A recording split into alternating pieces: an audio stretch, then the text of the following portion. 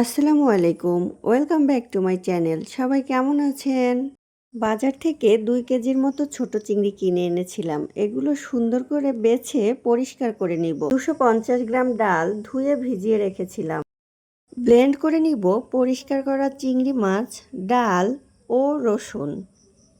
Blend করার পর হাত দিয়ে ভালোভাবে মিশিয়ে নিতে হবে।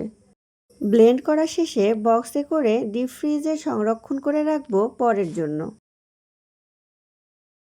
দিয়ে দিচ্ছি ১ কাপের মতো পেঁয়াজ, কাঁচামরিচ কুচি স্বাদ মতো, সামান্য রসুন কুচি দিয়ে দিব।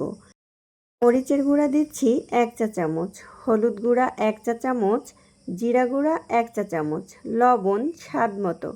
এবার সবগুলো উপকরণ হাত দিয়ে ভালোভাবে মেখে নিতে হবে।